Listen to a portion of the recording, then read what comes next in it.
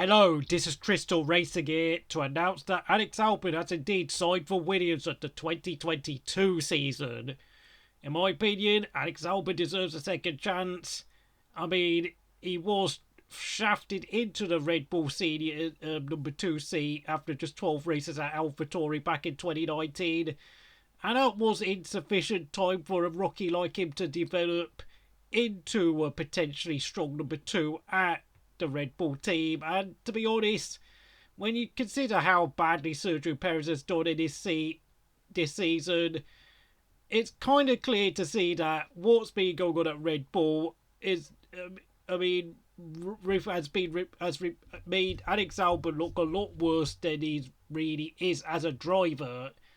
If Alex Albon takes this opportunity with both hands, he could potentially be a long-term number 1 driver for Williams, and he could well take advantage of any improvement Williams make in the next 3 or 4 years. And who knows, if another rule change comes about in, let's say, 2025 or 2026, he could be there ready to pounce Jenson Button style and potentially take a shock world championship by that point. Okay, yes, I'm going a bit too far ahead. But of course, with Nicholas Latifi announced as his teammate at Williams for next season, Latifi's pockets are even deeper than the mineral caves that the Mazepin family has in Russia, if we're going to be honest, because whilst Latifi is a good racer, his qualifying speed is poor. And frankly, I'm not really looking forward to watching Latifi on the grid next season, but of course, money talks. And of course, there's now only 1 seat remaining on the grid for next season in Formula 1. Alfa Romeo have of course announced Valtteri Bottas as their number 1 driver next season, but of course, Antonio Giovinazzi is on the fray. He has been absolutely fantastic in qualifying against Kimi Räikkönen this season, but his race pace has been poor. And whether outstanding qualifying performances such as qualifying 7th at Zandvoort last time out is sufficient to keep hold of his seat remains to be seen. And I did not think for that puncher. I think he might have been able to score a point, possibly ahead of Norris. But of course, he ended up finishing down in 14th, 2 laps down. He does remain a candidate for the second seat at Alfa Romeo, but to be honest, I only think he's got about 4 races left to save his seat, and it could well be that he's already lost the seat. Now, looking at the other candidates for that seat, of course, we have to start off with Callum Ilott, who of course has been Alfa Romeo's reserve driver, along with Robert Kubica. He has spent most of the weekend this year racing in the European GT Series. And of course, this upcoming weekend, he will be racing for Young Cos Racing at Portland in the IndyCar Series. And when you make a move like that, it does suggest that Callum Ilott is going to be going to IndyCar next year. And frankly, I think it's quite unlikely we'll see him in Formula 1. Of course, it needs to be reminded that despite having spent 6 years in the junior categories, Callum Ilott does not have a junior Formula title to his name. He spent 3 years in Formula 3 and had a best championship finish of 4th place, winning multiple races but never challenging for a title at that level. He spent a year in GP3 where he finished 3rd behind eventual champion Antoine Hubert, who will forever be the GP3 champion.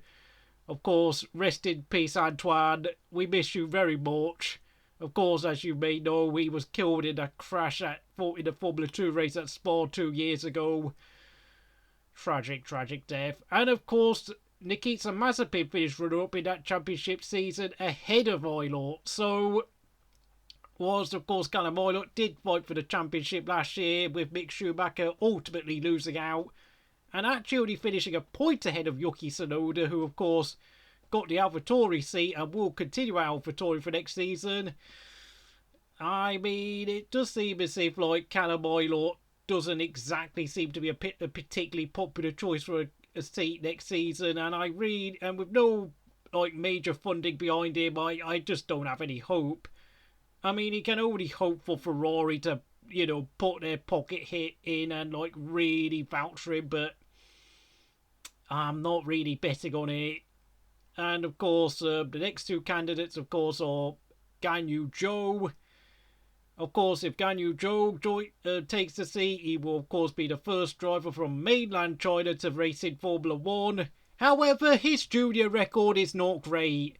I know, of course, this season he is fighting for the Formula 2 Championship, and of course he did succeed in winning the Asian Formula 3 Championship earlier on, back in February. However, that championship win only came about because he finally picked up his form in the last 3 races of the championship, and he only managed to win 4 races over the course of that season. I mean, he spent most of the races finishing second, and it was only in the last 2 races of the championship that he finally managed to overtake Pierre-Louis Chauvet, who has only been able to run a part-time schedule in the Formula 3 Championship this year, which is really unfortunate to say the least. I mean, and of course, most of the drivers Ganyu Zhou beat in the Formula 3 Asian Series are mostly teenagers and paid drivers like Jehan Jeruvala and Roy Nissani. It's a really weak list of drivers he managed to beat.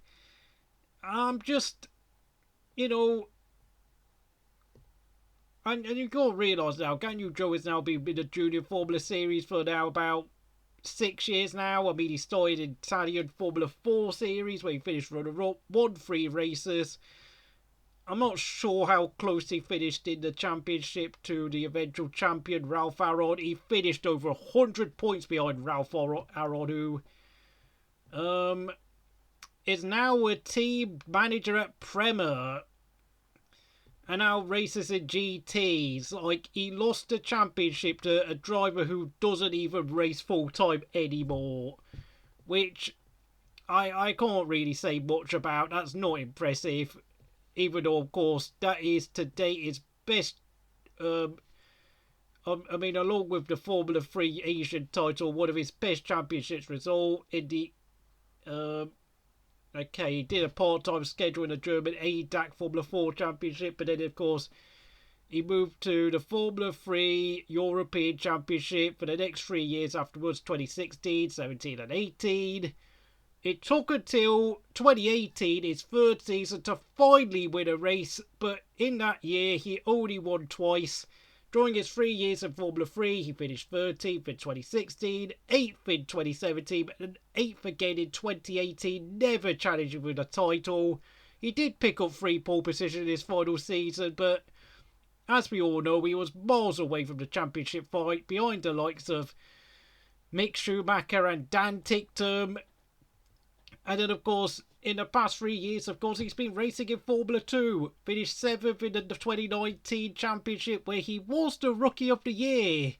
And he did finish on the podium 5 times.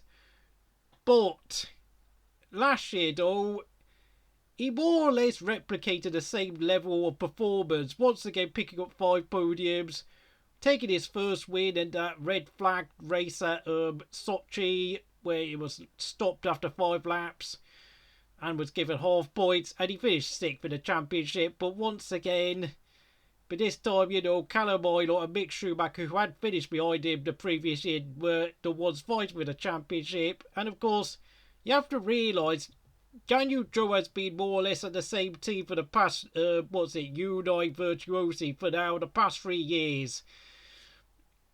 He's consistent, but he's not particularly special. And yes, I know, obviously, you know, he's taken 3 wins this year. He's running 2nd in the championship behind Oscar Piastri and only trailing Piastri by 5 points.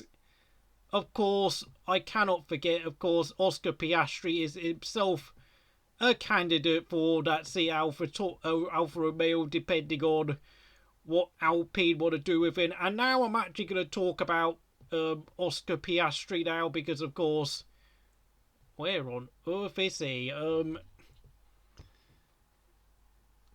mean, Oscar Piastri, I mean, now this is someone I think that actually deserves a chance.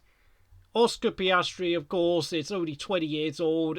I mean, you look at his resume, He finished sixth in the UAE Formula 4 Championship back in 2016 to 17. He finished runner-up in the British Formula 4 Championship in 2017.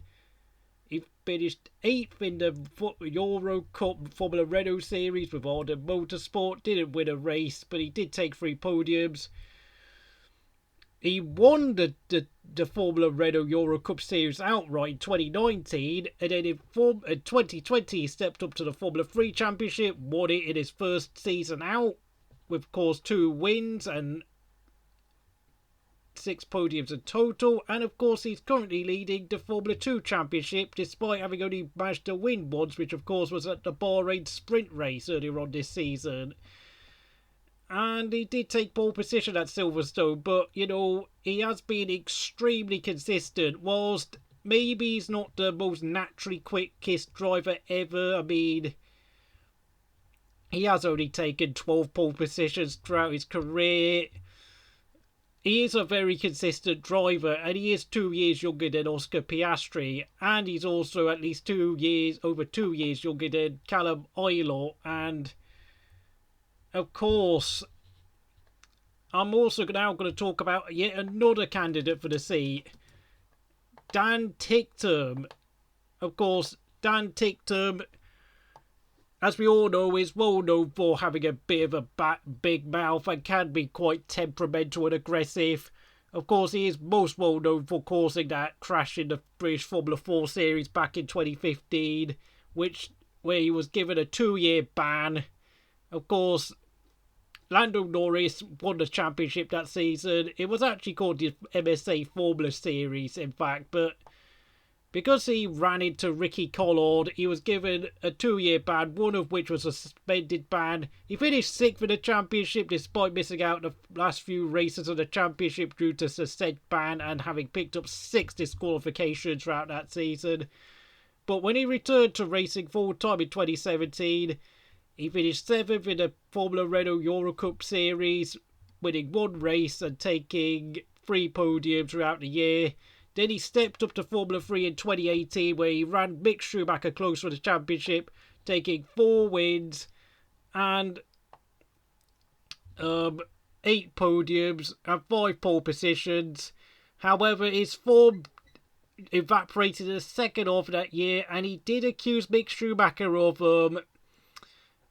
nepotism, let's just say. I mean, apparently he was accusing someone of, like, favouring Mick Schumacher over him just because of, obviously, Mick Schumacher being from the family he's from, which, bit tinfoil hat that, but I will say, though, Dan Ticktum has raced at Macau Grand Prix 4 years in a row, and of course he won the race back-to-back for Moto Park in 2017 and 2018.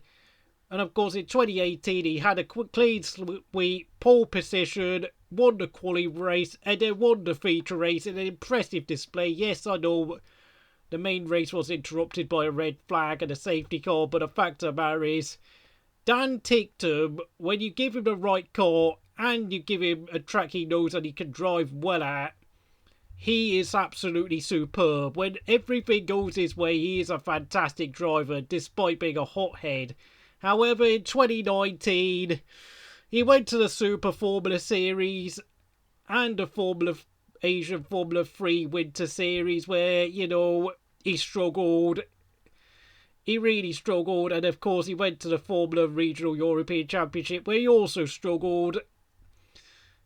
And 2019 was just a bad year. But in spite of all of that, he was still a member of the Red Bull Junior program, but of course he was forced to sever ties halfway through the year, meaning that for 2020 he joined Williams as a reserve driver and finally made a step up to the Formula 2 Championship with Dams. He won at Silverstone, winning the sprint race, but his inconsistent form throughout the year meant he only picked up 4 podiums and finished down in 11th in the championship. However, this season he made the move to Carling and he's picked up 5 podiums, won the sprint race at Monaco, and he's currently sitting 4th in the championship, just 19 points behind Oscar Piastri. Now, of course, I'm going to run through the list of all the other drivers who might be still in the running. Nico Hulkenberg, a veteran of 10 years in Formula 1, did an amazing job stepping in for Lance Stroll and Sergio Perez when he was diagnosed with a virus last season at Racing Point, now known as Aston Martin. Finished 6th at Silverstone and then finished 8th at Nürburgring. Did an amazing job at the Nürburgring when he was called up right at the last second. And only had a few laps to do in the Saturday practice session. And then, of course, was scraped on the grid, qualifying 20th, only just about scraped in on the 107% rule. But of course, in the race with a huge attrition, he managed to keep his car ahead of Romain Grosjean and Antonio Giovinazzi to score 4 valuable points for Racing Point. Danny Crippier is another candidate, 6-year veteran, mostly done his career at AlphaTauri and Red Bull, but of course, whilst he picked up 3 podiums, I think for those teams he drove for, you know, some brilliant drives here and there, but of course a lot of inconsistency. I have to say though, just like Hulkenberg, both of these drivers are not likely to get a seat at Alfa Romeo, and frankly I don't ever expect to see them in Formula 1 ever again. And of course there are 2 more candidates along with Antonio Giovinazzi, the Ferrari junior drivers, Mick Schumacher, Formula 3 champion, Formula 2 champion. A lot of people want to see him in the second Alfa Romeo seat because of course his relationship with Mazepin is pretty bad. But of course whether that will happen I don't know. And of course last but not least, Robert Schwartzman, of course, currently sitting 3rd in the Formula 2 championship. Of course he succeeded to win. He won the 2018 Toyota Racing Series in 2018. He won the 2019 Formula 3 Championship with Prema. Finished 4th last year again for Prema in the Formula 2 Series, picking up 4 wins and 6 podiums in total. But of course, you know, his qualifying speed, I have to say, has been really bad. He still hasn't picked up a pole position. Of course, this season, he's picked up 2 wins and 3 podiums, and he's currently sitting in 3rd place in the championship, 17 points behind Piastre. He could still be a candidate, but I have to say, though, you know, he is lacking raw speed. It's a bit of a problem, I have to say, despite being a very, you know, having a lot of decent racecraft. He is more about consistency. I mean, he does have a better track record than someone like, I don't know, Ganyo Joe, however. You know, he finished 3rd in the 2015 Italian Formula 4 Championship. He finished 4th in that year's ADAC Formula 4 Championship in Germany. And then a year later, he moved across to Formula Renault, where he finished 8th in the Eurocup Series and 6th in the 2.0 NEC Series. A year later, he finished 3rd in the Eurocup Series. Then in 2018, he moved to the FIA Formula 3 Championship, which of course was is now a completely different series. Finished 3rd in the championship and won 2 races and picked up 10 podiums over the course of the year. And of course, you know, the Formula 3 Championship he did win was actually a rehash of the old GP3 series. So it's kind of complicated, but as you can tell from Schwartzman's CV, he's got a very consistent record across all the junior series, but he's not a particularly fast driver. So if you enjoyed this video, please like, subscribe, and I'll see you again next time.